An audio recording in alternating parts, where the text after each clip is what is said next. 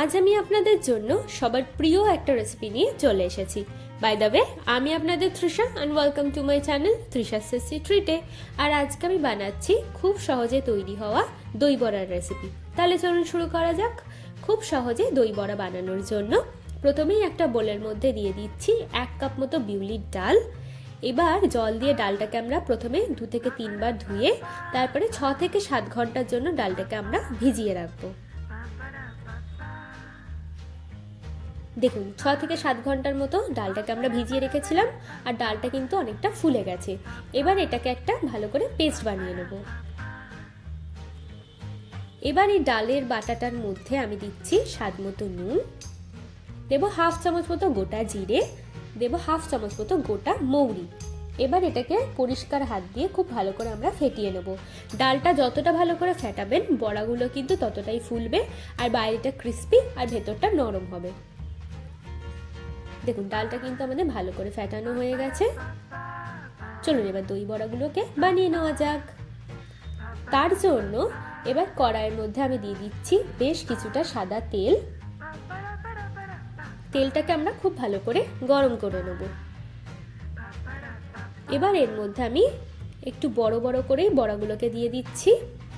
দিয়ে এপিট ওপিট করে কিন্তু বড়াগুলোকে আমরা খুব ভালো করে ভেজে নেব।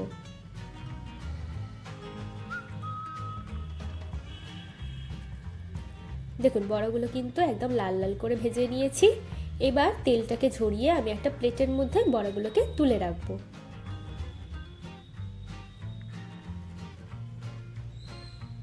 আর একইভাবে আমি বাকি বড়াগুলোকেও ভেজে নেব।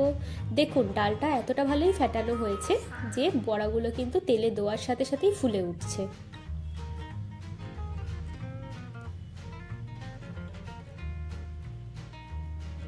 এবার একটা বোলের মধ্যে আমি পরিমাণ মতো জল দিয়ে দিচ্ছি। এবার এর মধ্যে দেবো স্বাদ মতো নুন, 1 চামচ মতো দিচ্ছি চিনি, একদম অল্প একটু দেবো হিং। এবার একটা তড়কা প্যানের মধ্যে আমি পরিমাণ মতো সাদা তেল গরম করে তার মধ্যে আমি 1/2 চামচ মতো সাদা সর্ষে দেব আর দেব অল্প একটু কারি পাতা। এবার এটাকেও আমি জলের মধ্যে ভালো করে মিশিয়ে নেব। এতে কিন্তু দই বড়ার ফ্লেভারটা দ্বিগুণ হয়ে যায়। এবার আমি এর মধ্যে বড়াগুলোকে দিয়ে দেবো। দিয়ে 1 থেকে 2 মিনিটের জন্য আমি এটাকে ভিজিয়ে রাখবো। বেশি ভেজাবেন না, তাহলে কিন্তু বড়াগুলো একদমই নষ্ট হয়ে যাবে। দেখুন এই ক্রিস্পিনেসটা কিন্তু এখনো রয়েছে। এবার আমি জলটাকে চিপে প্লেটের মধ্যে তুলে নেব।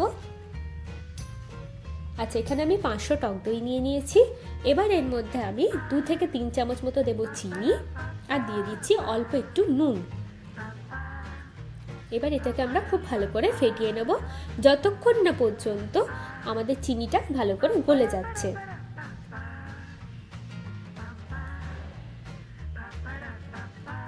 এবার এর মধ্যে আমি বড়াটাকে দিয়ে দেব আর বড়াটাকে আমরা খুব ভালো করে দইয়ের সাথে এইভাবে মিশিয়ে নেব।